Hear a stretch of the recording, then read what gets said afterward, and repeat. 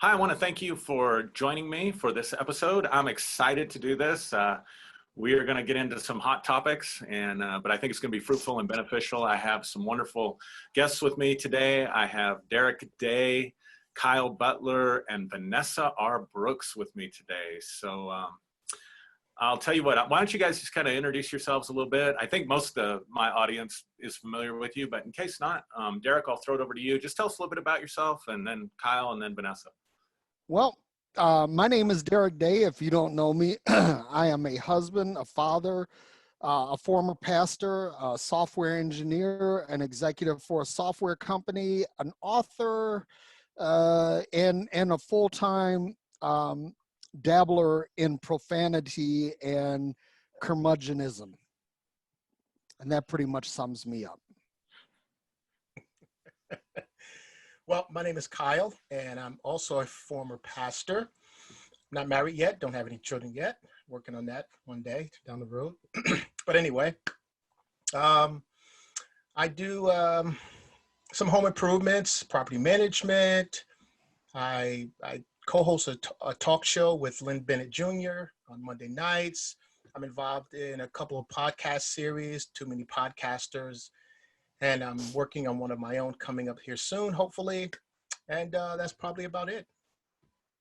Awesome. I'm Vanessa R Brooks. I am a former pastor, apostle. I am a business owner. I own a spiritual practice business. And I am a troublemaker, I think, in the truest sense of the word when it comes down to religion. So, yeah, that's who I am. Yeah, so we have a lot in common because we're all former pastors. We all come out of, I think, a Pentecostal charismatic movement, and we all kind of went through our own awakening and deconstructing process and landed in some similar areas in terms of spiritual practices and processes. And so great to have you all on. I've watched all of you, listened to all your stuff, learned from all of you. We are going to talk about race, religion, and reconciliation. You know, everybody's got their focus right now on the pandemic and the virus and the lockdown, and everybody has their opinions. And yeah, it seems to me, from my perspective, that there is a race war that is not getting enough airtime, that's not getting talked about enough. It seems to me that as a white person, that a lot of prejudice, that a lot of hate kind of went underground. And I think with the emergence of President Trump, I think that some of the way in which he campaigned and motivated his followers, that it has caused that shadow self that is within us, that thing that we don't want to look at, that thing that we want to deny and sweep under the rug, to kind of be exalted or elevated to the surface so that we have to deal with it. And so I think it's really a good time to start talking about it. So all three of you are African American, and I really, really want to hear your perspective on how you feel or think about race relations in America today. So who wants to go first? I'll start. Oh, man. My approach, my view, I mean, it might seem a little naive. It might seem perhaps even a bit blinded. I have been, as far as I can understand in my understanding, I've been I don't want to use the word victim, but I've definitely been affected by or someone who has racism or a racist act committed against me. Now, in the early 90s, I was a new driver. I was coming out of what would be a predominantly white town, heading towards my home, which is a predominantly black town. And I got pulled over. I didn't think anything of it, but when I looked up in my rearview mirror, there were 3 cop cars behind me. They got out of their car, guns drawn, snatched me out of the car, made me get on the ground, kept me there, told me, they didn't tell me why or anything like that. And finally, I guess, as I look back on it now, after they had their jollies, they said, you can get up and you can go. No explanation, know anything. When I think back to that event, I think, okay, well, maybe they was trying to send a message, you know, stay out of our town, who knows? But that was a real event for me. Not the first time, but twice I've gotten taken out of my vehicle by gunpoint by an officer. The second time I was actually asking for his supervisor because I felt what he was trying to do was unfair, and I knew that I could ask for his supervisor to come on the scene or someone to kind of hear. He had already wrote me a ticket. He didn't like the way I took the ticket and threw it across my seat. And then he wanted to snatch me out of the car, and he wanted to arrest me for assaulting a police officer and things of that nature. And I said, no, I didn't do that. You know, I didn't do that. Call your supervisor. He didn't want to do that. He yanked out his gun. By this time, his partner came out with his gun yanked out. And, my thought was, I better get out of this car before I get shot. So I've had those kind of moments. I've actually been jogging in a predominantly white neighborhood, and I got asked, hey, what's up? Are you lost? Are you looking for someone? What do you do? I didn't think anything of it. But when I think to the most recent events, I think, wow, that I could have gotten perhaps shot that day a few years ago. So I've had these moments happen to me. I didn't think a lot about it when they were happening as racist moments. But as these things over the past few years got more attention, we saw the video footage, and we see what's happening in these situations, my mind can't help but to go back to those moments and perhaps classify all those as racist moments unnecessarily. But even through all of that, I've decided to push that behind me. I decided to push it as low as I can, because as much as those things have happened, and they're terrible when you hear about it, as I talk about it, but in my life, in my experience with people, overall, it's been a wonderful, wonderful experience. People in my life, different cultures.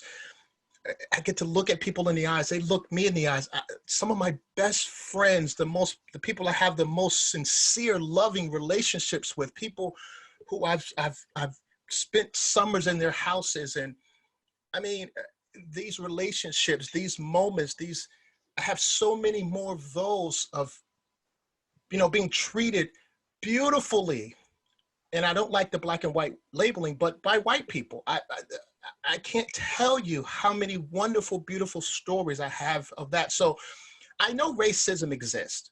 I know it's real. I know it happens. I know that if I have a son or a daughter one day, I have to tell them certain things that are just uncomfortable truths. I understand that. But as much as I know that, I'm going to continue to teach them what my mom taught me, is that we're all people, and you love people. And if someone doesn't want to love you back, you go find somebody else to love and let them love you back. So that's, my experience is real.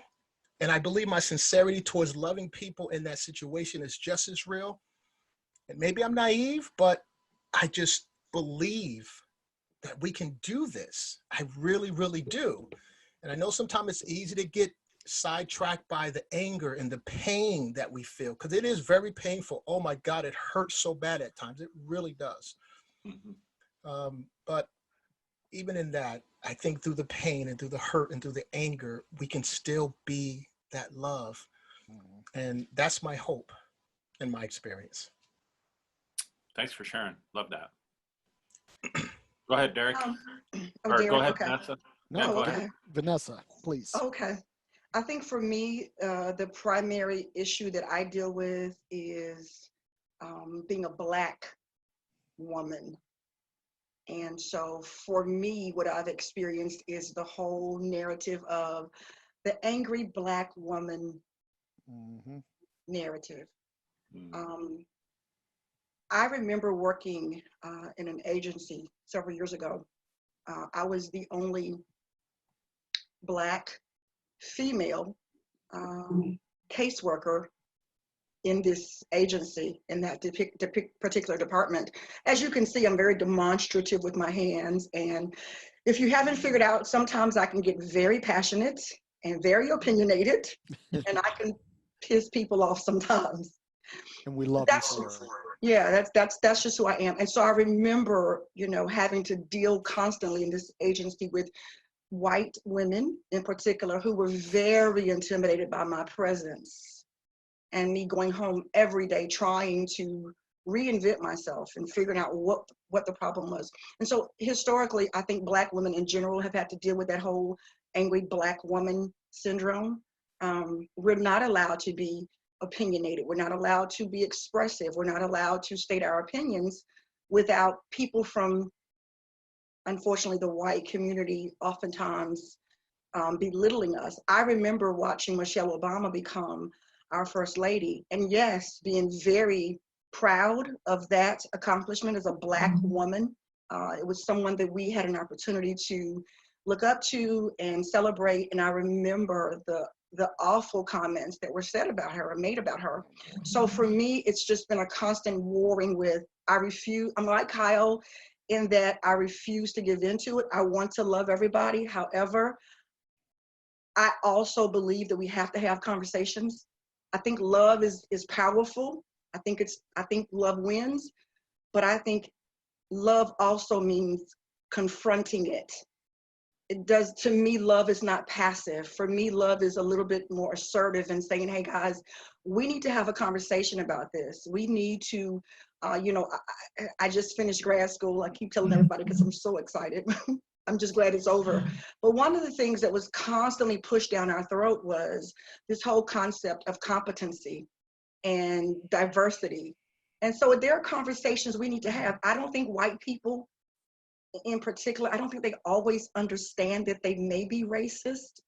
There's a type of racism that we have, and even Black people for that matter. I don't think we understand the true definition of racism. So I think we need to have these conversations, and we need to talk about the stereotypes and the profiling that we do, because that is a type of racism. So when our Black men should not be afraid to drive down the street. I have a Black son who I am afraid for. He lives up north. He lives in a predominantly white community, and I'm afraid for his life every single day. And we should not have to live in that type of fear. So as a Black woman, that's something that I've dealt with, the whole narrative of why are you so angry? You know, if I could say the same thing you would say, Aaron, and the response would be completely different because it came from. So it's been very difficult as a preacher trying to navigate in this space as a Black female minister. It's been very difficult. So we have a lot of work to do. I believe we can do it, but we're going to have to do it from a place of honesty. We're going to have to listen to each other. Yeah. And that's something that I've noticed that unfortunately, a lot of white people don't want to have the conversation. We got to have the conversation. This pain is hundreds of years old, and it hasn't gone away. And hiding it and ignoring it and saying that I didn't do it, that's not gonna heal hearts. So we need to have the conversation, and I'm glad that you're doing this because I see this as a step in the right direction. Yeah, I think recognizing the differences in the way people are treated, just with my wife, and my wife is, her dad is from Mexico, but she's very fair skinned. So she's, you know, a white woman, but I can tell you right now, she gets treated differently at the grocery store when I'm not with her. You know, people will get in her space. They will say things to her that they wouldn't dare say if I was there. And certainly, you know, people aren't going to say that kind of stuff to me. And so I think you're bringing out the subtleties of it that we need to recognize. It's not just, you know, about physical violence. It's about these subtle ways that we mistreat or that we're dismissive or that we're not really practicing equality, even though we say that we're trying to. So Derrick, go ahead. I want to hear what you have to say, bro.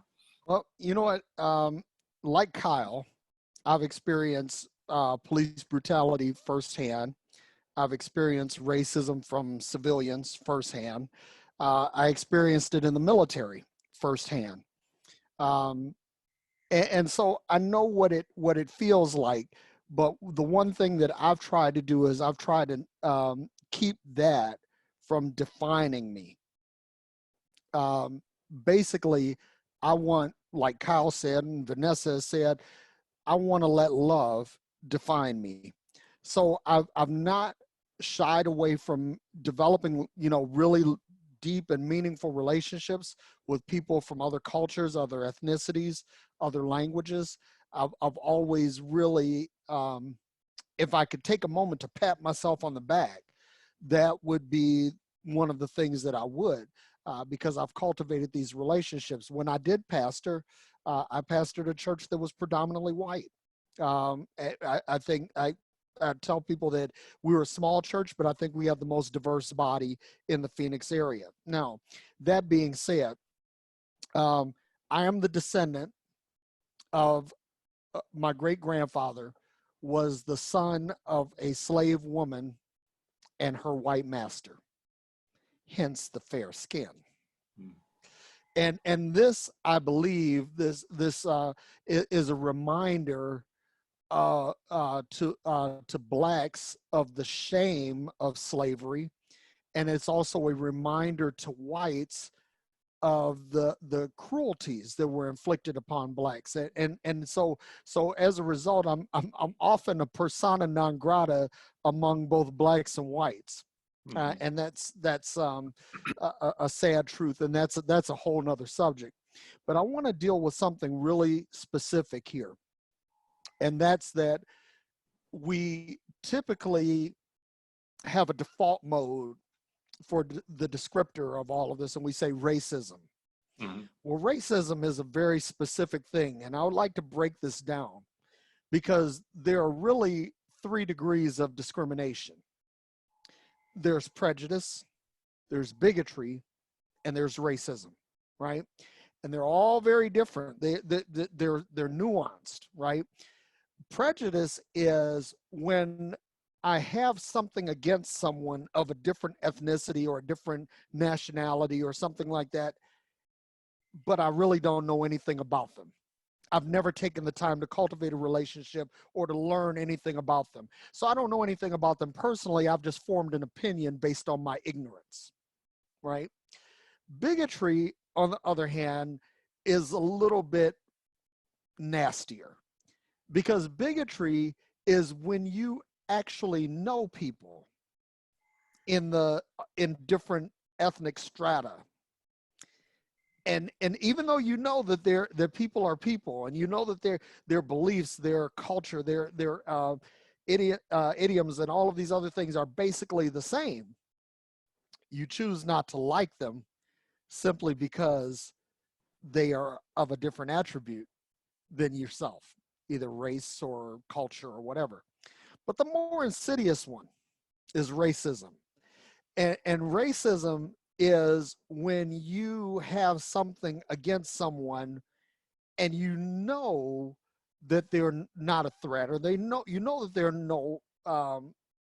they pose no harm, but you use political, economic, and social power to keep them disenfranchised and oppressed.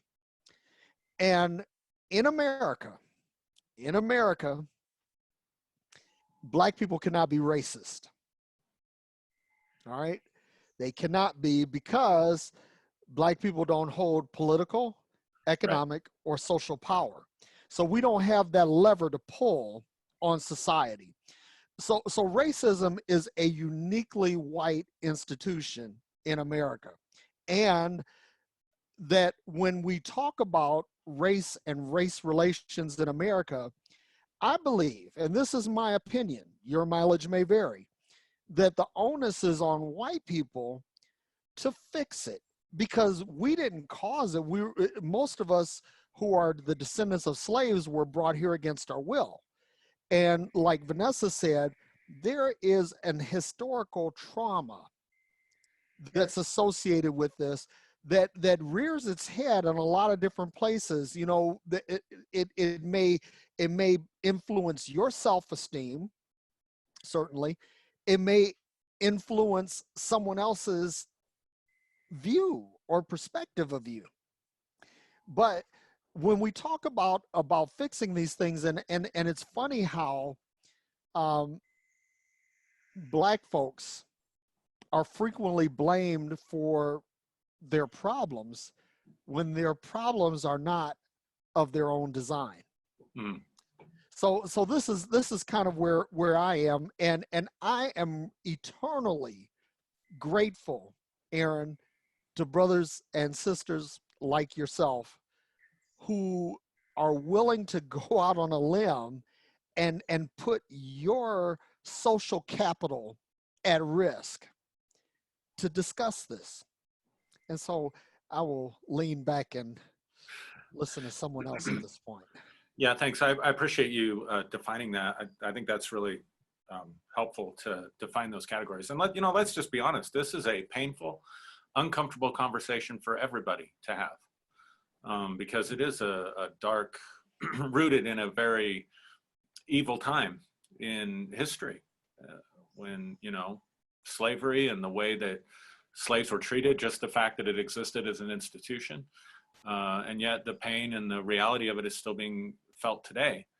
I mean, it's easy as a white person to dismiss it and say, "Oh, that was generations ago," and I'd like to talk about that maybe just a little bit later if we have time. But what's the role of religion? How do you guys see religion playing? Does it play a role, positively or negatively? Let's start with the negative side, and then that way we can finish with some solutions and on the positive side. What's a negative role that you see that religion plays? Vanessa, why don't you start? Religion gives people permission to be racist. Come on. And I'm gonna get in trouble because I always get in trouble. The Bible, which is the national anthem for Western religion, Christianity, gives people permission to be racist, to be prejudiced, to be bigots. It's so every organizations, people, systems, individuals who, whether they do it, blatantly or subtly, most racist people are also Christians, based on what I have researched. All right, so you got the KKK organization that brands themselves as a Christian organization. Right. The two men who were just arrested for murdering the young man in Georgia, I think Derrick posted this group that's been started. They are branded as God-fearing Christians. Yep. So you have scriptures that support slavery. The whole book of Exodus is about Moses feverishly trying to free these slaves. And you've got instances where God himself in the good old Bible supports slavery. And so we can talk about how we interpret the Bible, but you guys genocide know, too. Genocide, murder, it's all in the Bible. And so we can talk about, Bible translations, but all of us know from the time we were born into the world, the Bible has been a literally translated book. And so when you have a mind that's already weakened by subconscious programming about racial, hierarchy, then if you have a scripture that supposedly is the word of God that looks like it's choosing a people over another people, the Bible chooses, the God of the Bible has his favorites. The God is notorious for punishing, the Israelites for intermarrying or not intermarrying, marrying outside of their race. So you've got all of these little hints in the Bible that support a racist God. Now I'm in a lot of trouble. So I think religion is the cheerleader for racism. Yeah, I'm glad you fleshed that out, because when you said that, the Bible supports racism, or I could hear people saying, because they don't know the Bible. I mean, let's just be honest, guys. I mean, the average American reveres the Bible, but they don't know the Bible. They don't read the Bible. They don't spend time studying the Bible. So they think, well, the Bible just teaches us we're supposed to love each other. And what do you mean? How can you say, that the Bible supports racism or slavery or stuff like that? So I'm glad you kind of fleshed that out. But you have to take it back to Yahweh, the Yahweh cult. Yahweh is the God of Israel. And he's telling Israel, I'm going to make you the head and not the tail. I'm going to make you above and not beneath. And those Canaanites, and the reason, and I don't care what anybody says, they need to do their homework. They can say, they wiped out the Canaanites because they were Nephilim seed, or they wiped out the Canaanites because they were so wicked and evil. No, they wiped out the Canaanites because it went back to Noah, and Noah's son saw him naked, and so Noah pronounced a curse on Canaan, which the Bible itself, and I'm starting to preach, but the Bible itself was a political instrument, because it was put together in a time that Judah was centralizing the power in Jerusalem. And so that spirit and that thread is carried on the scriptures. And I think when people, I think there's something to whatever we want to call it, but we used to call it the anointing, the power of the Holy Spirit, whatever you want to call it. I mean, we all experienced it, right? We can't deny those things. But when you release something with that kind of life and power on it, it is also going to release the spirit of that thing into the people. And then it's going to take on various different forms based on whatever culture it's in. And let's not forget that the Bible was used by slave owners to oppress the slaves. They introduced this racist God to the slaves and said, not only that, the Bible was used for imperialism, to conquer other lands. We have to take this land for the Lord. Yeah, absolutely. Oh, Kyle, you have anything to contribute to that part of it? It wasn't until recently that I started seeing the Bible that way. Now, I was never a Bible lover. I was never in love with the Bible. The Bible to me was always a task. It was a chore. For me to go outside as a little kid, I had to be on my Bible first, As a young minister who had great reverence and respect for my mentor, he was a Bible man. So, to me, the Bible was a chore. It wasn't something I was in love with. I studied it, yes. I read it, yes. But it was always a chore. Did you read your Bible today? Kind of a thing. So the Bible to me, from very early on, was presented as this literal text from cover to cover. It's the Word of God. Everything in it applies to you. That's the way it is. And that's what I was taught, and that's what I believed for years. And would have never even thought outside of that, that paradigm. I would watch History Channel shows. I would watch documentaries. Theologians would come on. And I would get angry at these theologians because I would be thinking, you're supposed to be supporting the Bible. Right. Why are you trying to bring doubt against the Bible? You're a theologian, I would say in anger against these guys, because it'd be a document about Noah's Ark or Moses coming out of, the 10 plagues or whatever. And they're like, well, when you look down archaeologically and this, that, and third, and we find this and it really supports it. Don't support this, but it really supports this. So I get really angry because, again, to me, it was literal.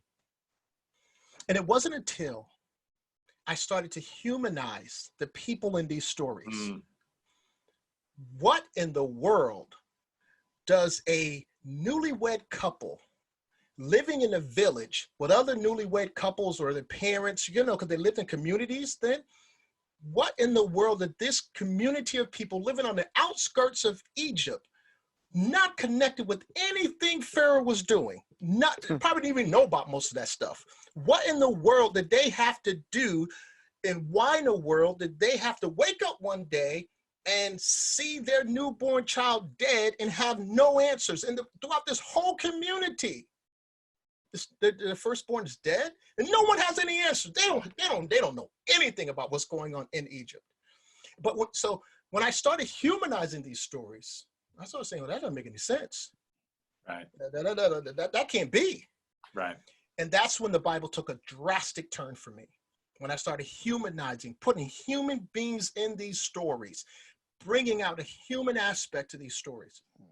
And I think that's the missing piece when we talk about Bible, when we talk about teaching or trying to use it. I just said the other day, if you're not talking about Jesus, who was the most unbiblical person, if you're not talking about Jesus and what he represented as far as relations between people, the rest of the Bible is a complete waste of time to try to use it in relation to how we treat one another.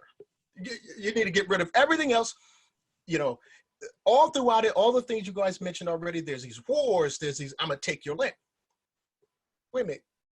God has a promised land for them. He couldn't just set a piece of land to the side and reserve it for them to walk into one day. He couldn't do that. No, he didn't do that. You know, go down to Jericho, march around these innocent people walls. What did these people have to do with them going to the promised land? They were minding their own business. They're looking outside the wall one day like, why are these people marching around our wall? So, you know, that helped me say, there's something wrong here. So let me leave all that nonsense alone. Because, see, we once preached it with pride. God sent them down there and told them to watch around the walls. And look what God did. Woohoo! And we totally missed the people in the story. Yeah. So when I started humanizing all these stories, I see very little use for the Bible for me. If I'm going to talk to people about how to treat one another, how to have this relationship with one another, unless it's something maybe Jesus said. Mm-hmm. And I'm in the same vein. And Kyle, you're the blame for this, man. Because I remember one time he and I did a live stream, and we were talking about the Bible, and I was talking about how I love to feel the pages turning. And Kyle said, "Not me." He said, "I never loved that." And so I had to go back. That. I had to go back and think about it. I said, "Wait a minute, did I really love that too?" or was I just saying that because I was conditioned, right? Well, here's the thing. If you look at religion, the Bible is literally the playbook for religion, right? It is a case study in how to manipulate and control people with rewards and threats. Yep. And so when I look at how the Bible was used to justify slavery, justify genocide, justify the mistreatment of women, justify apartheid, justify all of these different things. And I'm thinking to myself, now really, you know, is this really something that we can trust?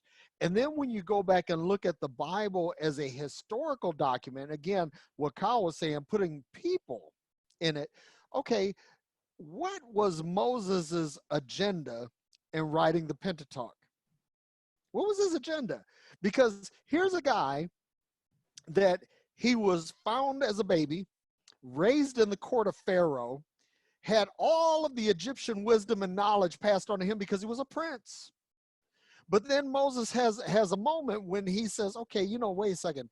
I've been told, I heard this rumor that I was a Hebrew, and I see this guy, this Egyptian, beating up this Hebrew. So I'm going to go ahead and lay the smack down on him, and then he becomes a murderer. Well, at this point, when Moses is being hunted down, he's probably thinking to himself, you know, if I could just get these motherfuckers one good time, if I could just lay it down on them one good time. And so when you look at the Pentateuch, it's all about God laying the smack down on people who Moses didn't like. This is all it's about. Like Kyle said, you know, you're you know, just minding your own business. You wake up and your baby is dead because somebody pissed Yahweh off. Or you are a soldier in the Egyptian army and you're in the middle of the Red Sea pursuing these people, and all you're doing is following orders, and then you're swallowed up in the sea.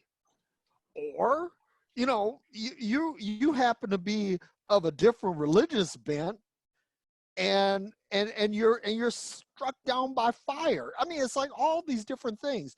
So all of these stories exist because they are the narratives of people who had agendas. And their agenda was to manipulate and control people. Now, you fast forward past Jesus, past Paul, past the revelation of St. John, and you get Constantine. And so Constantine is like the ultimate, if you can't beat him, join him. Yeah. But you can't join him the way Jesus wanted you to join him. No, that's You too gotta peaceful. put a little spin on this, because you have to figure out how to control people. And so now what you're going to do is you're going to merge this Christ thing with some pagan shit, and you're going to come up with something that is a control all, right? And this became the basis for the canonization of Scripture. And how did they determine what is included in Scripture? Well, I'm glad you asked. I'll tell you. It was, we're going to include that which exhibits the greatest control, that which has the levers that are able to move more things. And we're going to use these levers to conquer the world, to subdue people, and to build an empire and amass wealth. Yeah. This is the thing that the Bible exists for. And so when I look at it in terms of, man, I'm like thinking to myself, if you're a black person and you're into this Bible literally, you have some real deep self-hatred going on. Absolutely. Yeah, I mean, you've got some deep-seated psychological shit going on in your head, because Absolutely. there is just absolutely no way, if you look at this objectively, and you and again, like Kyle said, to see the individuals, but see myself. How does this narrative apply to me? And again, if you are the descendant of slaves, if you are the descendants of people who suffered and endured Jim Crow, if any member of your family has been, assassinated by Ku Klux Klan or any racist group, like, my God, how in the fuck can you actually buy this? Yeah. You make some great points about Constantine there in the Bible, because, the Gnostic text, and some of the Gnostic texts were really far out, but a lot of them were empowering, talking about the divine spark within and finding God within and finding God through your own experience rather than through an external church. And so we don't want people getting empowered. We don't want people figuring out who they really can be and what their real potential is. It's shameful to me. Something that I struggle with is, the idea in the Declaration of Independence that, we hold that all men are created equal. And yet we didn't. Some men are only 3/5. Yeah. Yeah. And I mean, I'm thankful for that proposition, and it's true, but the hypocrisy that was there, it's difficult. I think it's difficult for some to see. So when you're talking about Constantine and we're talking about religion, we're talking about Christianity, we're talking about European religion, white European Christianity. And I know when I would go to Kenya, and I would sit in their services, it would do something to my heart, because I would watch them in their suits, and I would watch them singing hill songs or the latest thing that came out of Bethel or wherever, and kind of going through these Western Americanized cultural motions that they call church. And then they would take a little section of time where they would break out and they would put on their native dress, which is just full of color that I just absolutely love. It's not this drab stuff that we wear. It's, this bright color. Yeah. And they would start doing their dances and singing in Swahili. And you could feel the life and the power of it. It would just shift, But then at some point in the service, they'd have to put it back in a box, because we have to do our Western American European thing. And that had to be one of the most heartbreaking things for me that I experienced on the mission field. So as African Americans, and maybe again to throw it back to you, Vanessa, as an African American woman, one of the things I kind of joked with you about and I hope you don't mind me bringing this up, but I was going to bring it up. okay, for me, I grew up with a white Jesus. I mean, I grew up in the Methodist church, and we had the blonde, blue-eyed Jesus on the pictures, and we had the Bible studies with all the white faces and all of that. So when people told me, well, the key to the Christian life is to let Jesus live his life through you, I didn't have any incongruencies with that, right? Because I'm just letting some white dude live his life through me. Yeah, this is good. But I thought for somebody like Vanessa, and I told her this, I said, you're being told, now maybe you didn't grow up with a white Jesus, I don't know. Oh, I did. No, we But, did. but you're being told to let this white dude come inside your heart and live his life through you. And when I put myself in your shoes, specifically Vanessa as a woman, I would feel defiled. I would want to go get the exorcist and get that white Jesus out of my heart. I mean, that's just the truth. Now, I don't know how you feel. I don't want to put words in your mouth, but I'm just saying from my perspective, that's a pretty big... Well, you guys have been talking about Jesus, and I'm my opinionated self over here. Come on, rock on with your bad and I've talked to Aaron about this.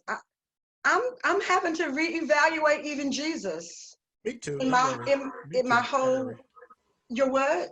I said, me too. Don't worry. Okay. I'm having to reevaluate Jesus. Now, I was a Jesus girl. Okay. So if you guys go in the archives, you're going to find Lady Apostle preaching Jesus down from heaven. Okay. You're going to see that. But part of this deconstruction or whatever we call it has been for me, I've had to reevaluate Jesus because wait a minute. From a little child, and this is no disrespect or dishonor to my parents or my family, it just is what it is. But Jesus, around our house, we had the picture of the Last Supper, and it's Jesus, the blonde, blue-eyed guy with these white disciples on either side of him. Every picture I ever saw of Jesus growing up was a white man with blonde hair. Every picture I ever saw of God was some white man with a beard. So I have been. And I'm looking at the Bible, whether I believe that there was a historical Jesus or not. We're not talking about that tonight. Praise the Lord. But I'm looking at this Bible version of Jesus that's already been watered down with a whole lot of other stuff. But I'm looking at this Jewish representation of Jesus. But wait a minute, that's not the Jesus that America taught me about. America wants me to have a personal relationship with a white man. That's what America wants me to do. And I'm going to tell you guys, this is what I believe. I think all of us as Christians need a little bit of psychotherapy. I think we all are a little bit crazy. We have fallen in love with a man that we've never seen. We've all had visions of a man that we don't even know, other than Josephus, who I think is a little shady. We don't really even have any proof outside the Gospels that Jesus lived. I'm going to say he lived because we don't know, but we're all in love with Jesus. Everybody want to be like Jesus. The truth of the matter is Jesus said some pretty harsh things too, but we act like we don't see any of that. Jesus told people, hey, listen, don't love your mother, brother, or father more than you love God. But we want to ignore all these and we're just going to be like Jesus. No, Jesus said some pretty strong, harsh things too. So yes, I've had to try to, and this is my thing, like, wait a minute. Do Black people, and we're talking about racism and religion today, how many Black folks, and I'm telling you guys, I didn't until very recently. How many Black people have ever even read the Egyptian sacred texts? Come on. Very few. I didn't know they existed until very recently. How many Black folks know that the Egyptian sacred text existed way before any version of the Bible? How many Black folks know that much of what's in the King James version of the Bible is actual copies of other sacred writings, the Sumerian text and the Egyptian text? Babylon. How many? No, and white America, Christianity doesn't give homage to any other Christs other than Jesus. Jesus was not the only Christ, and we know that. Jesus was not the only Messiah, and we know that. Jesus, according to his own statement, didn't even come for us. But America, Christianity forces me to believe him and accept him, or you're going to go to hell. But wait a minute, I got a problem mentally, because Jesus said, I came for the lost sheep of Israel. Mm-hmm. But America wants to force me into a relationship with a man who out of his own mouth wasn't even looking for me. So I think there's been and I'm really serious, and people think I'm joking, but I'm so serious. I think there's been a lot of religious trauma, especially in my culture. People will disconnect from you over a Jesus that they've never seen because they are afraid of going to hell. They will in relationships, they will pretend you don't exist anymore. They'll choose an invisible God.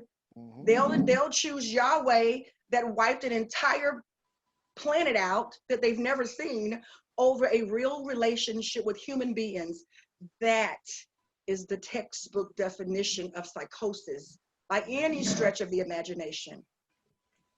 So let me shift, if you don't mind, let me shift the conversation just a little bit, building on something that you're saying there, because I know people watching this, some people watching this, I know some people that are really, were close to me at one point in time. They are praying for my soul. I mean, they think I've completely lost my mind. I know they are grieving, from a place of love and concern. And I'm sure that all of us on here have experienced that to some level, some degree or another. And yet what we're finding is, and I think I can speak for you guys, we're finding more compassion, we're finding more love, we're finding more peace, we're finding more freedom, more joy, more happiness than we ever found with that other stuff. Am I right? Yes. Yeah. Yes. So what can we say? Because I honestly think this is the next Reformation, without being too egotistical or whatever. Me too. There's just too many of us that were sold out, that were committed, that were, Vanessa, like you said, a Jesus girl or a Jesus person or a Bible thumper, Bible preacher, anointed. And yet something happened, man. I think there was something to that 2012 or something, because I can tell you right now, if my younger self had peered through the prophetic window and seen myself today, I would have killed myself to make sure I stayed safe. Lord, take me home. Take me home, Lord. Get me out of here. Lost my ever-loving mind. And I know there are people out there. I know there are people, former friends, people that I love, that love me, that think I've lost my mind. And I know you guys as well. So how would you speak to that? I mean, what do you say to that person that says, oh my God, they're part of the end time, whatever, conglomeration of whatever. We fell away. But we got a lot of years here. I mean, I've been at this thing, well, practically my whole life. I'm going to be 50 years old, but I've been in ministry for 30 years. And so there's a lot of experience here.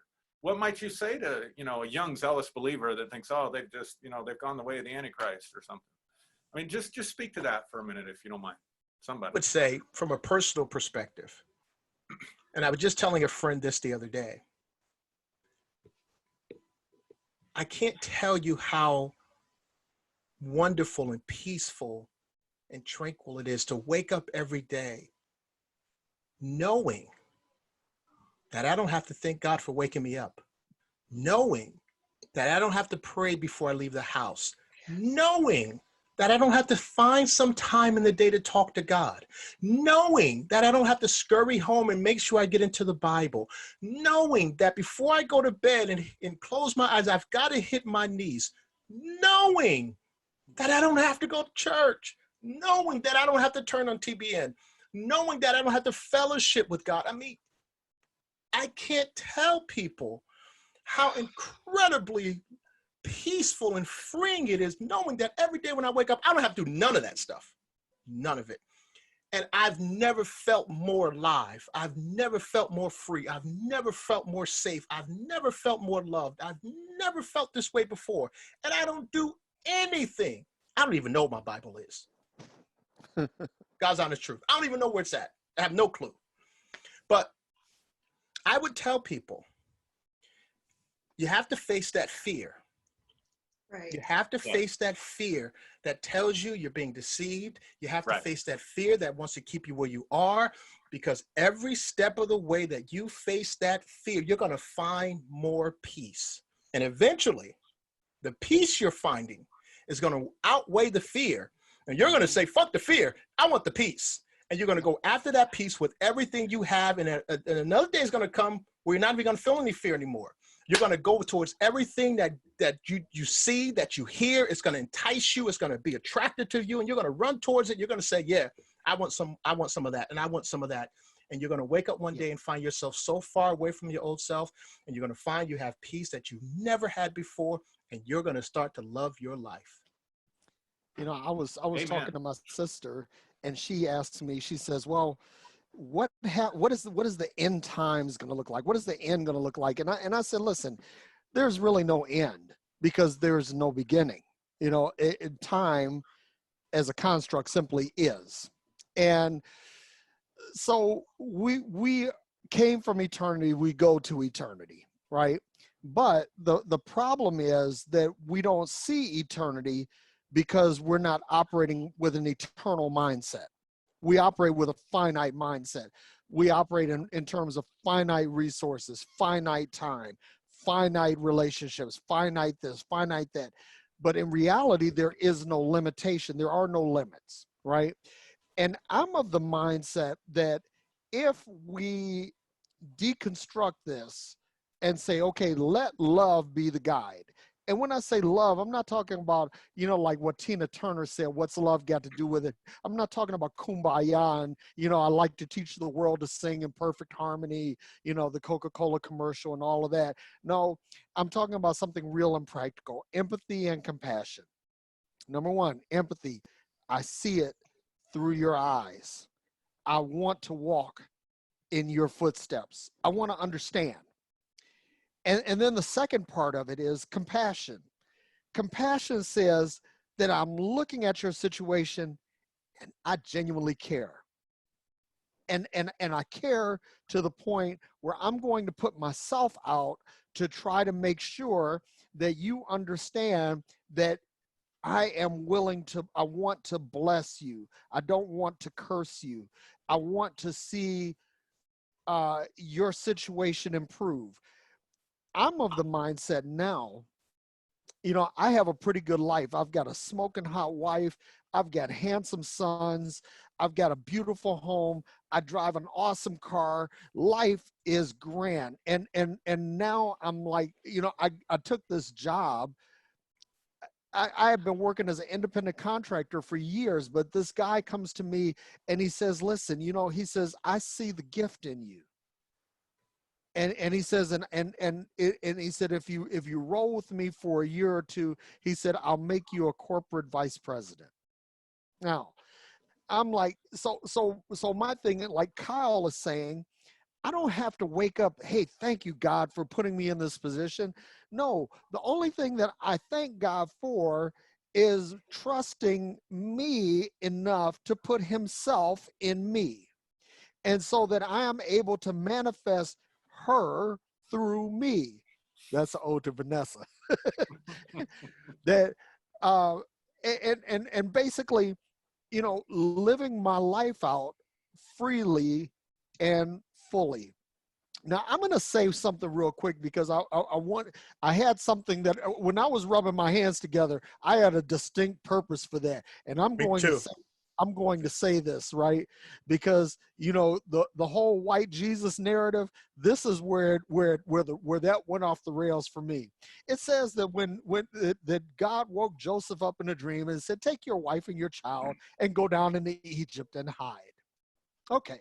Now I'm a world traveler, and this gives me a unique perspective on things. Come on. And so I know that Nubian Egypt, in other words, when you get away from the coastal cities, basically everybody's like from Vanessa to like Kyle or darker. Okay, they don't even look like me, right? And they sure don't look like you, Aaron. Yeah. But they were down there hiding, right? and now, if Jesus You're was blonde-haired shaking it and up now, blue-eyed, it would be real easy to say, hey, we're looking for this blonde-haired baby. And somebody, because again, we talking about black folks, right? We talking about black folks. They've been like, yeah, I seen that nigga over there, right? All right. So they would have ratted him out. All right. And Herod sent people in there for years until he died, looking for this child. Well, if you're blonde hair, blue eyed, you're gonna stand out like a sore thumb. Yep. And You got when that I right. saw that, I was like, I said, okay, that pretty much killed the whole white Jesus narrative for me. But let me just say this, and I'm gonna shut up because I know I see Kyle is like chomping at the bit. He's like, yeah, he's so. This is the thing. I really believe that once we awaken to love, and I mean truly awaken to love, and we begin to vibrate at the frequency of love, then all of our preconceived constructs about the world, about life, about race, about sex, and about all of these things will just fall, because now we're vibrating at the frequency of love. And this is what I think, that when we vibrate at the frequency of love, we will become pure spirit. That it even matter. I mean, imagine being able to dive to the bottom of the Marianas Trench without the fear of dying, because you're vibrating at that frequency. Imagine that you begin to vibrate at this frequency to the point where your physical self stops being sick, where your physical self stops decaying, and you literally enter into eternal life, not just in the sweet by and by, but right here in the sour here and now, right? That's what I'm talking about. And if we get to this, right, and this is why I'm so big on preaching love, because if we get this right, all this racism shit, man, this goes away. Yeah. And Aaron, can I just respond to the question you asked about the whole, the family and friends who are so concerned for us, and Yeah, please I do, think yeah. for me, what walked me through that process, I started asking God some very critical questions. When I stopped being afraid to ask God questions, my question to God was this, and I'm going by the Bible, the narrative in the Bible. Do I want to be in a relationship with a God who, even if I did turn my back on him, even if I was backslidden, that would cast me away? Is that the type of God that I even want to be in relationship with? And there was a resounding no for me.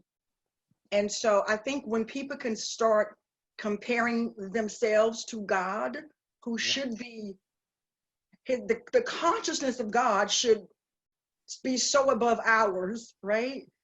So if that's the measure of love that God is offering humanity, I don't even want that God. So if that's what it means to be lost or fallen, then I'm lost and fallen, because that's a poor depiction of a father's love. Can I say exactly how I feel about that? Some of You'll these say, people, say it. yeah, some of these people worship a really flaky ass God. See, I try to be That's a whole nother diplomatic. podcast by itself. I I mean, try to be that really is. I'm trying to be That so really, professional. Hey, yeah, peace among that's worlds. that's a See, whole. Derrick, I'll be trying to be all professional and smooth talking. No, you can't. Well, Kyle, you've been waiting.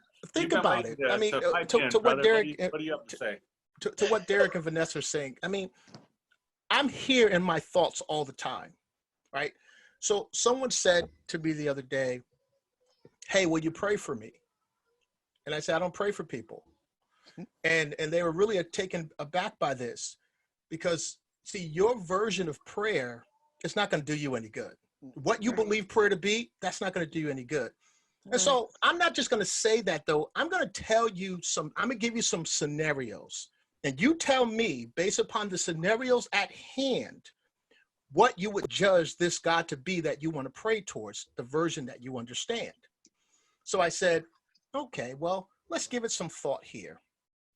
You had a group of people who were enslaved by another group of people for a long period of time. And I'm taking them to the Bible, Egypt, the whole Israel thing. Come on. Don't you think they were praying all this time? So, and I took them through other scenarios. Don't you think people were praying about this? Don't you think people were praying in Mexico for the cartels to go away? Don't you think people have been praying for racism to stop? Don't you think people have been praying all these things? So if this is true, if prayer as we know it is the answer, pray to this God, you send down the answer. Pray in the name of Jesus, you send down the answer. If that is the model, if that's what the word of God said, which is incredibly a reason why we got to get rid of this narrative. This is the word of God. Because if I give you my word, Vanessa, if you do something, I give you my word, I'll do that. If it's my word and it doesn't come true, you're going to call me a liar. Yep. If I give you my word and it doesn't pan out, I'm a liar. Right. So if this is God's word, pray to me, I'll answer you. If this is the word, then how come, and we only come to a few scenarios here, either God is incredibly slow, takes you 200 years, 300 years, 400 years to do stuff, or you're a liar. You only got two options. You're either incredibly slow, you don't really care like you say you do, or you're just a flat out liar. Because we've been programmed to pray and believe God for, yet stuff hardly ever happens in that model, but we won't, for some crazy reason, go back and re-examine the very thing we say we need to do, knowing that the stuff don't work. And I don't understand why we're not willing, I'm sorry for getting excited. Come on, man. Why we're not willing to go and take a look at it and say it doesn't work. So maybe we've got it wrong. Maybe our understanding is all wrong. Isn't it better to get the right understanding if you're going to do something to get some success? So I told the person, I'm not going to pray for you, but I'll point you to Dr. Joe Dispenza, because he'll talk to you about what you need to do to get inside of yourself, to heal yourself, get into the right vibrational frequencies, the right mindset, the right thoughts, to heal your own self. Because that prayer you want me to pray to that God that you believe in the manner that you want my prayer, that's not going to do you any good. And I don't know why we're not willing to ask these questions and be honest about it. Because of neurosis, that's why. Yeah, it is. It's neurosis. It's psychosis. You're not able to connect with reality, and that's what religion has done to. Exactly. You know what? I ask people, I say, do you know baseball, right? Well, there's a guy, Ted Williams. Ted Williams was the greatest hitter of all times. Why? Because Ted Williams batted like 400, right? Yeah. You know what that means? That Ted Williams missed 6 out of 10 swings. Yeah, right. The majority of his at-bats, he whiffed. That's what it means. Now, 400, at 400, he's the greatest hitter that ever lived. Now, if I'm talking about God, right, the God of the universe, the God that created all things, right, that God, in my estimation, has got a bat at least as good as Ted Williams. Yeah. If he's not batting Ted Williams strong, then this is not the God for me. Yeah. You make some really great points that we're not willing to go back and look because we're locked into that dogma. We're locked into that psychosis. We're locked into that fear that this God that we've never seen, never met, is going to send us to a hell that the Bible doesn't even teach. Right. It's insane. It's insane.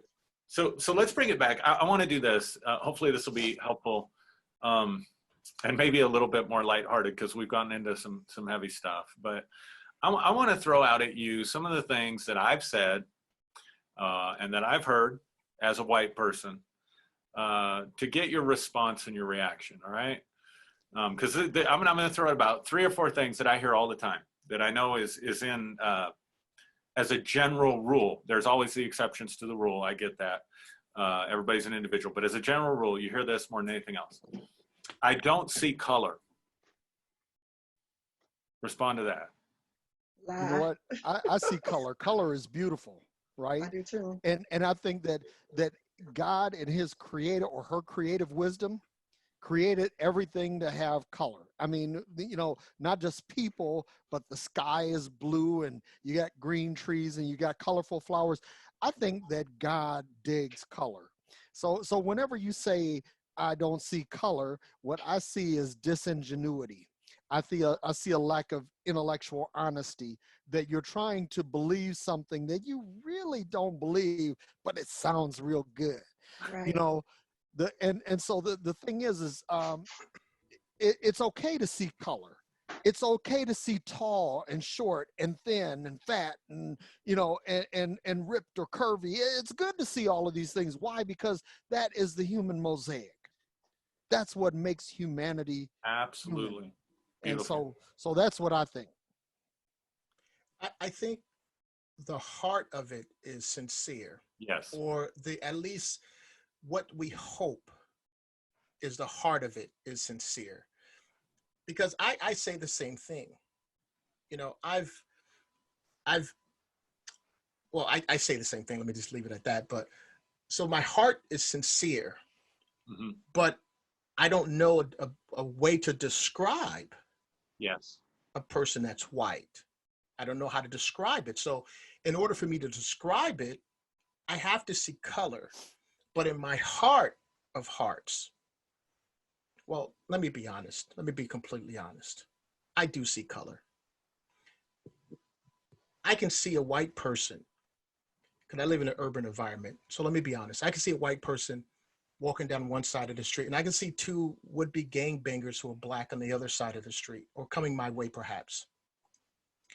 I'm probably going to feel safer on the other side of the street with the white person in this case, because I'm looking at two what I perceive to be gangbangers. That, you know, they look hard, they're tatted up, their pants are down. I'm not saying they all are like that. I'm just saying, living in an urban environment, it's probably more likely in this town that I'm going to be accosted and hurt by someone of my own color. So there are some scenarios where I do see color, although in my heart of hearts, I don't want to see color. So I think the saying is sincere, but it's not always true. Yeah, I would say the intention behind it is to say, I don't want to treat anybody differently because of their color in terms of favor or in a way that's unjust. So I agree that with the sincerity and the intention, but I also agree with Derrick. You know, I think the diversity is awesome. Right. You know, one of the things that was really interesting for me, you know, I've been to Kenya 5 or 6 times. The first time, you know, we went into areas where they had never seen a white person. We went into some orphanages, and we were a novelty. You know, the kids would come running out, they'd touch our skin, and they'd want to feel our hair, and it was cool, right? And then the last time I went by myself, and I'm in you know, a city, an urban area, and I am the only white person I am seeing. And after about 3-4 days of that, the novelty wore off, and I could not help but feel self-conscious. I could not help but feel I don't fit in. I could not help but feel those things. And it really gave me a different perspective for a person of color who is in a predominantly white setting, that even, and you know, I don't know what any of those Kenyans were thinking about me. I could have been, who knows what they were thinking. I have no idea what they were thinking, but I know I noticed the difference. And by me noticing the difference, that was enough for me to feel like I didn't fit in and feel uncomfortable. And it gave me a totally different perspective on minorities in America. So that's what I'll say about that. Vanessa, did you want to chime in on that? I think when people say that, whether it's black or white people saying that, I think it's a confession that they don't know the other culture. So I think it's just a safe answer. I think what they're really saying is, I don't really understand your culture. And I think that's just a safe answer. I was at the beach this past weekend, and I swear, I don't think there was any black people at that beach other than my husband and I. So it was very obvious to me that there was a color and cultural difference. But I do want to say this, in all fairness, I do think the media hypes some of this racism up a little bit. I need to say that in all honesty. Mm-hmm. I know racism is real. I know it exists. But when I was at the beach this weekend, and I've had many of these experiences, like, people were nice to us. We were talking. We were laughing. We were eating. We were all just, we didn't want to talk about COVID. We didn't want to talk about Trump. We didn't want to talk about disinfectants. We didn't want to talk about conspiracy theories. We were talking about just life. and we were the only Black people in this environment. I've had that happen a lot. So I think sometimes the media, and I'm talking about all forms of media, can exacerbate this problem and make it a lot bigger than what it maybe has to be. So I think we need to leave some room for that discussion too, because Yeah. I don't know that all white people, or even the majority of white people, I don't know if they're all racist. I think we just don't understand each other's culture. And I think that creates a barrier that may look like racism a little bit. I don't think it's racism in most cases. That's just my heart. Maybe I'm like Kyle, maybe I'm just honestly believe that most white people are not racist. I believe that as I do well. too. But what I will say is that every white person benefits from racism. Right.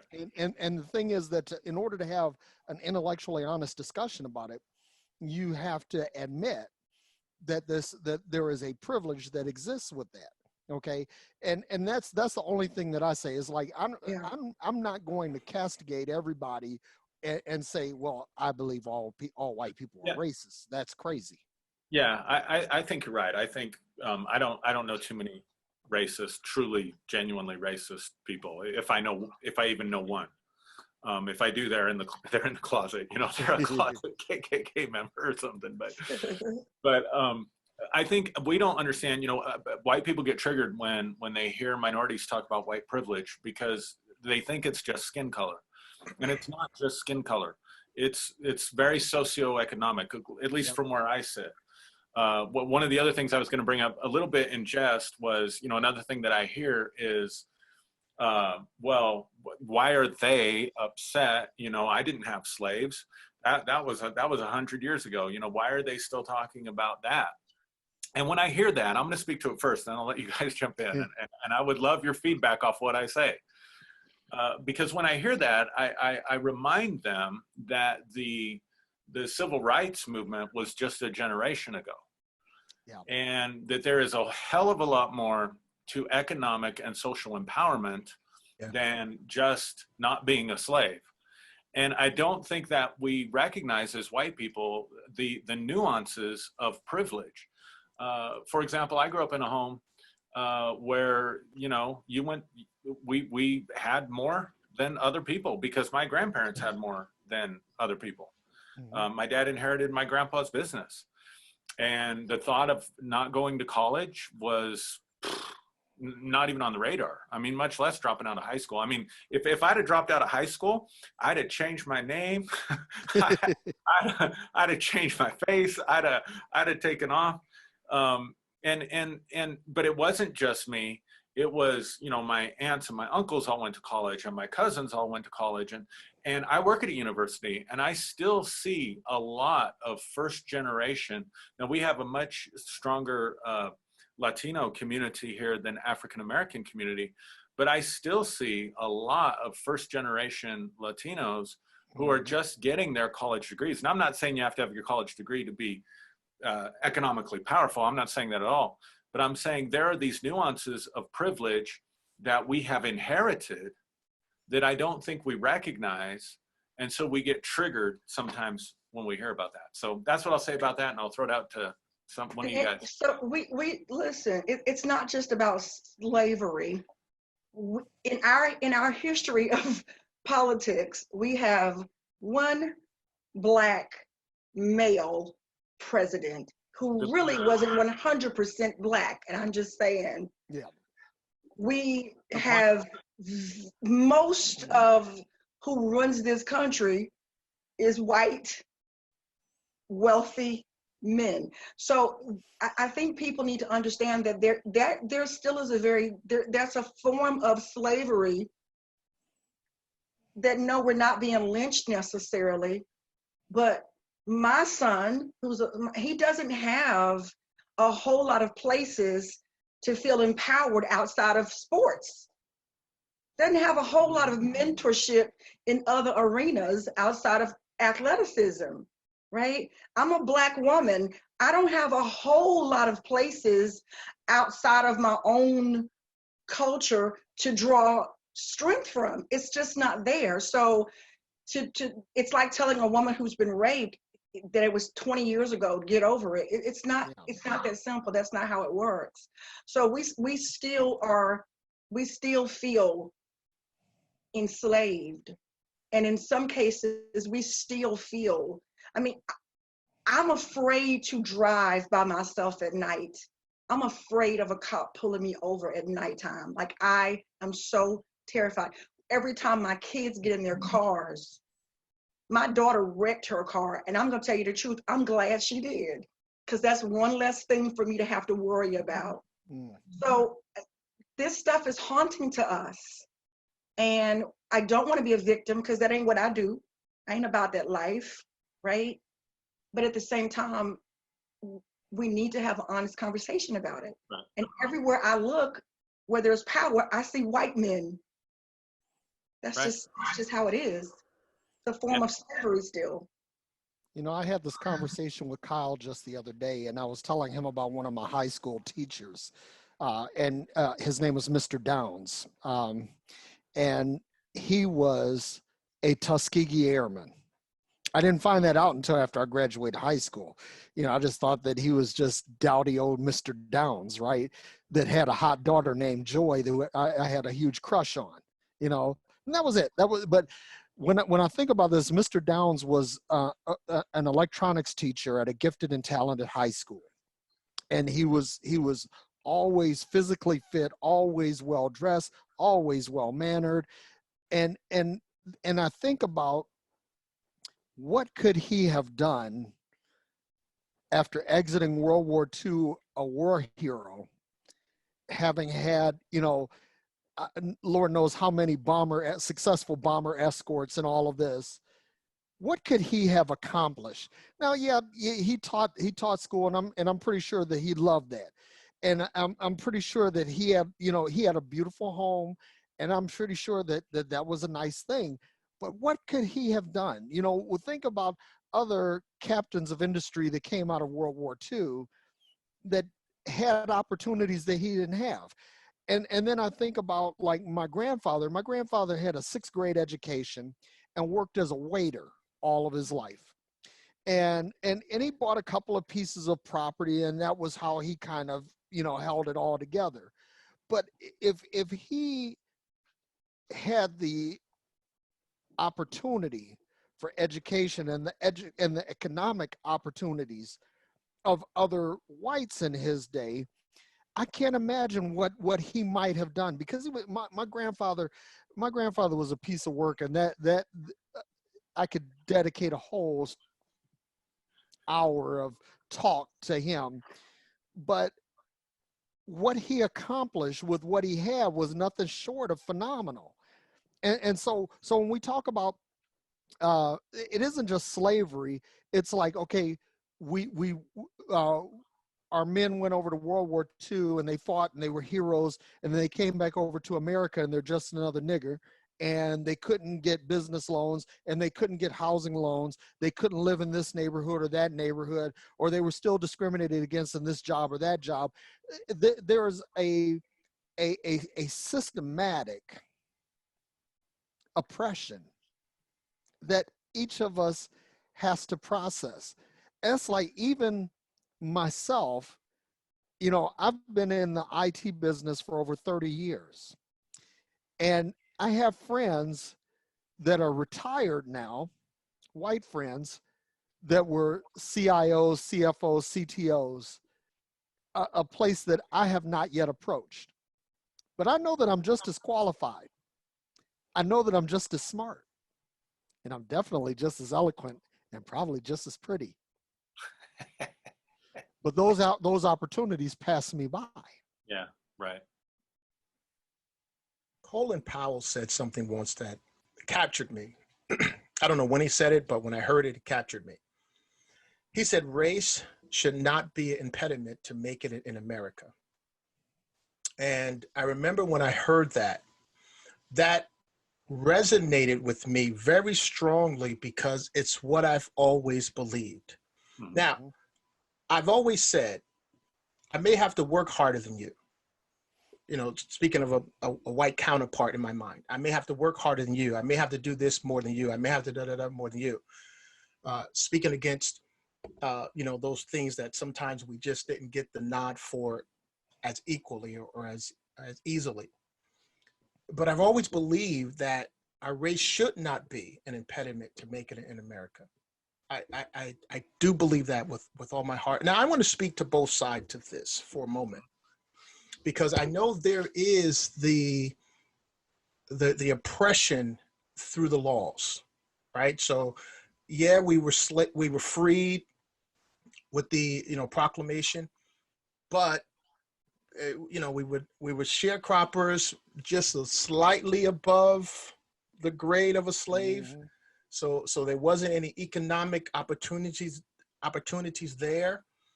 And then when the deconstruction kind of reconstruction rather probably kind of went back north, that really gave the powers to be in the South the opportunity to come in and put very, very stringent laws in place to keep a group of people in a slave-like environment.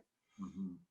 And I understand that, and I'm sympathetic to that time and that place. And I understand even today there are laws where school districts and communities don't get the same type of funding depending upon where you are. I understand that. I know it, and I'm sympathetic to it today. However, we have to take some accountability amongst ourselves as well. We have to be willing to look at what I think is another huge part of the problem. How do we value ourselves? How do we see ourselves? Maybe I can't get the break at the corporation like my other white counterpart can. Maybe I can't, but you know what I can do? I can make sure that my children are going to understand the value and the importance of education. I can make sure that the community that I live in, or communities that we live in, are clean and safe and secure. We can do that. And if we're willing to do that more within ourselves, maybe, and I'm not saying that, it will happen, but maybe some of the power structures that would be more willing to say, well, you know what? Let's go in and let's try to open some of these things up. Because, and I don't know if this is right or wrong, I don't know if it is the case, but maybe they're kind of looking back saying, well, in some of these communities, they don't seem to really care too much themselves. So that's me bringing us into that story as well. Because I think we, the Black community, we play a huge role, maybe not as big. I understand, maybe we can't do as much. I get it, I do. But I think we still play a huge role in part of this stuff that has haunted us and still haunts us today.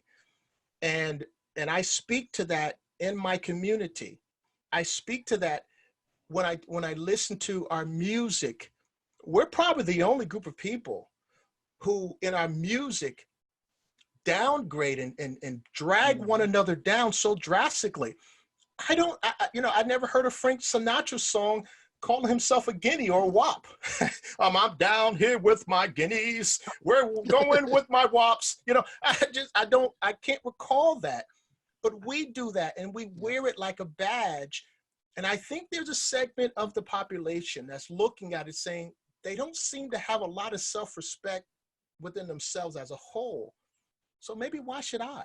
I don't know. But well, maybe that wasn't the right place to bring this in. But let me kind of address that, because like I grew up in Detroit, and when I was a kid, if you could get out of high school, and I had friends that dropped out of high school and they went to work in the plants because it was economically viable. And so there, in a place like Detroit, there have been economic opportunities for years. Then all of a sudden the economic engine was gone. The auto industry left, and nature abhors a vacuum. And so while I do believe that there is a part that we as individuals have to play in how our community is knitted together. I also believe that that part of the whole racist hierarchy is playing people like pawns. And here's the thing, it's not just Black folks when it comes to a lot of these economic opportunities, because in places like Pittsburgh or Charleston, West Virginia, that when the coal mines and the steel plants, when they went away, it's like basically people were left with no economic opportunity, and they resorted to some very animalistic things. You know, you resort to sex and to drugs and the things that salve the physical being. So well, I completely get what you're saying. I mean, it's like you can't absolve people of accountability and responsibility for their personal actions. There is another overarching narrative. That's all I wanted to throw out there. I do. I want to piggyback on that because I get it, because I tell my son and I tell my daughter, hey, listen, guys, you gotta take responsibility. You can't just give in to what's been offered to us. That genre of music is disturbing to me, and I've been fighting against it for years, getting in trouble. But on the other side of it, we write what we are. Like those guys are writing what they've experienced. You can't write music out of, if you haven't experienced it. You can't write what you don't know. So I think these guys are writing out of the narrative that has been repeatedly given to them. Yeah. I live in one of the poorest counties in my state, right? And so the unemployment rate here is, I think we're 2 in the state of North Carolina. So these guys, these young Black men, they selling weed, they drinking 40s to numb their pain. And so they are writing out of their experience. So you just write what you know.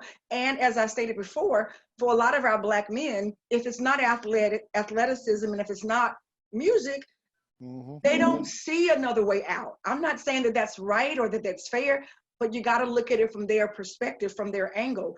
Those are the only 2 avenues that they feel like they might make $5 or make a living at. So this is the options that we have.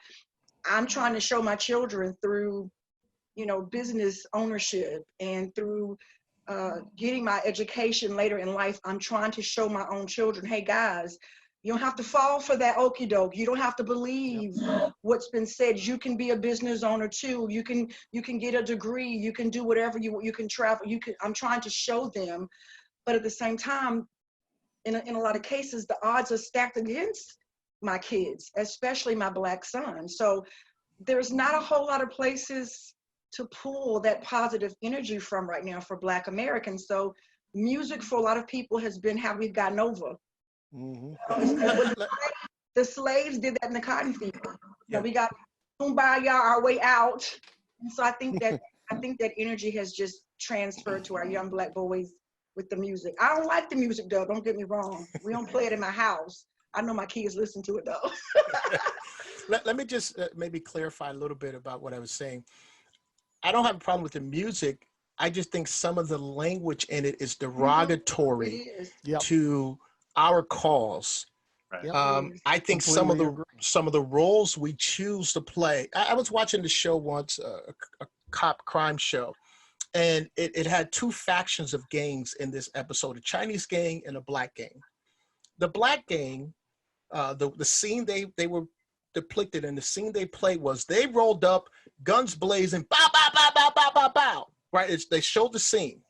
The Chinese gang, the only thing we heard in this story was word got back to the Black gang that the Chinese gang had killed one of theirs. Now, they never showed it. They never showed it. They only showed the Black gang, bow, bow, bow, bow, bow, came out. And see, I see stuff like that.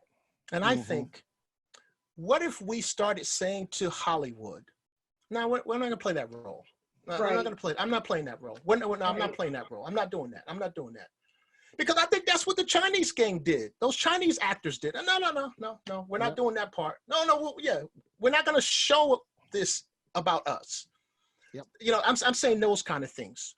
What if we, within our community, started doing things like that? And I think that goes a long way in changing the narrative overall, is I guess what I was trying to say. Yep. Yeah. Completely agree. So let me, it's dangerous to get four preachers together for talking about this stuff, right? Yep. So I'm going to go ahead and give you each 2 minutes to just say something, maybe kind of like a final word here. This has been great. Thank you so much for doing this. This will be my 2 minutes. You know, I just want to tell each of you, you know, I love namaste. The divine in me recognizes the divine in you, and I bow to you. I honor you. And I can say in this conversation with each one of you, I have seen the divine shining through, and I feel so honored to have been able to be a part of it. And my heart's desire and my hope for this video, wherever it goes, whoever listens to it, is that it will encourage dialogue, open, honest dialogue and conversation in a loving way. Yeah. Because for me, I think that's, you know, that's the way forward. I think we get frustrated. We see some of this stuff and we think, what can we do to make a difference? And I think people are afraid to have these conversations. Mm-hmm. And so my hope is that people will watch this and have the conversation, even if it's just vicariously through us having the conversation, because I think that is one of the ways that we can move forward with some hope and some faith and some love. So having said that, Vanessa, I'll throw it to you and just 2 minutes. 2 minutes? Oh my God, I'm a preacher. You opened this show by talking about how the president may have kind of activated our own shadows. And I've been doing a lot of shadow work of my own. And I think we all need to, as a people, regardless of race. As much light that shines within us, light also illuminates that dark place within us. And I think all of us have a dark place within us that we need to face head on. And so I hope that whoever views this broadcast will watch it from a place of non-bias, because you got to lay your biases to the side. Mm-hmm. And be willing to look at the dark places within and do that deep shadow work. And I hope that healing and transformation and communication and love will be the result of this opportunity that we've had tonight together. So thank you, Aaron, for even including me. I feel so honored and so special to be on the platform with all three of you. I love you all. I respect each one of you in your rightful places, and you've been a tremendous source of encouragement for me. So thank you guys so much. Thank you, Vanessa.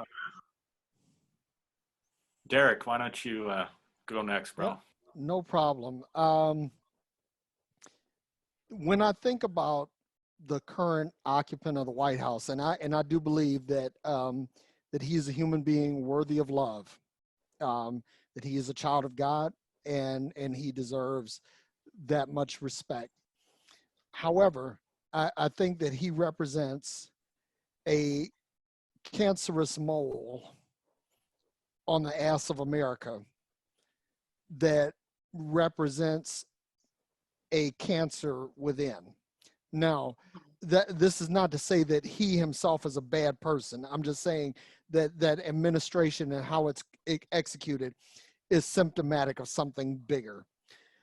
And I think that we are at a crossroads. Aaron, you mentioned something about 2012 and the ushering in of an age.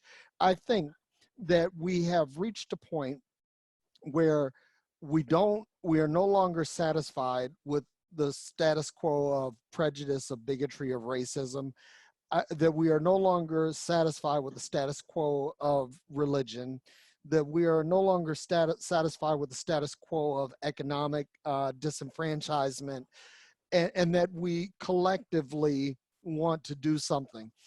And I really believe that what is transpiring between the four of us and people, our other colleagues out here who are banging the drum and pulling the strings of love, that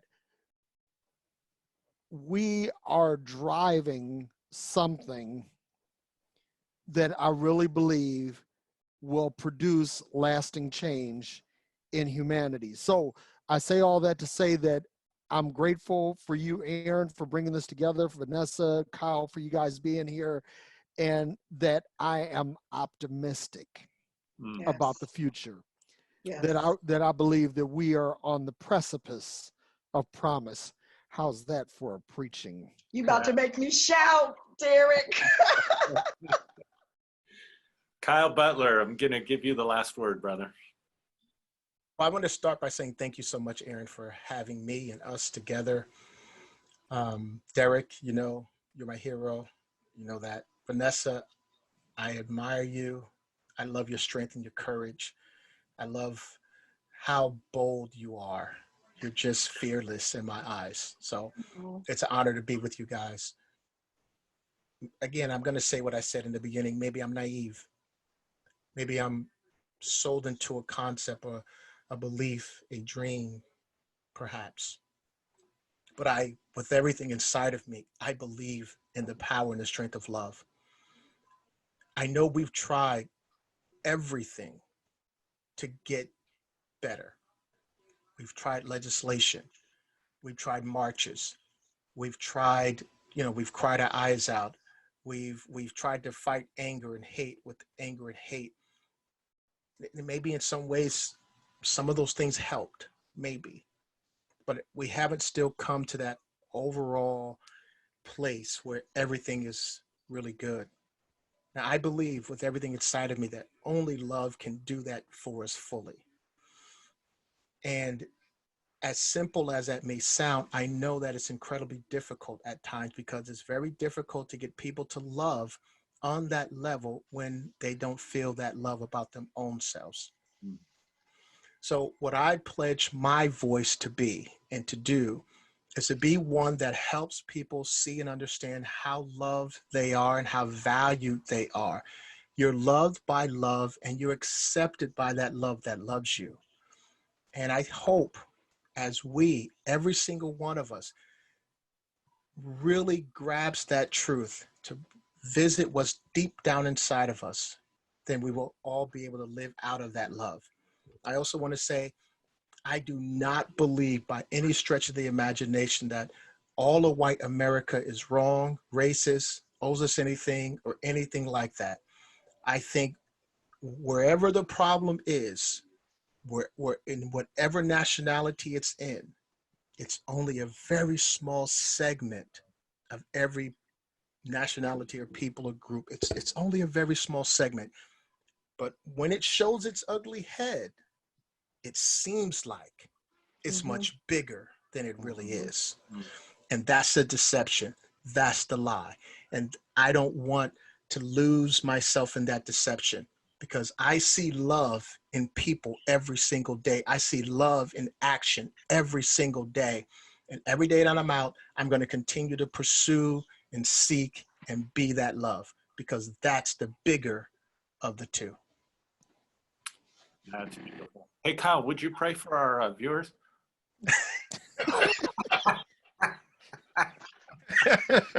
No. Not gonna happen. All that love you were talking about. No, I'm sorry. Hey, I'll pray for everybody. You want to hear my prayer? No. No. I'm gonna say it anyway. Because we definitely have to do this again. Get your shit together. Amen. Yeah, amen. I can agree with that too. Hey, love you guys. Love you. Love y'all. Hey, love y'all. This has Love been a you guys. blast. Thank you.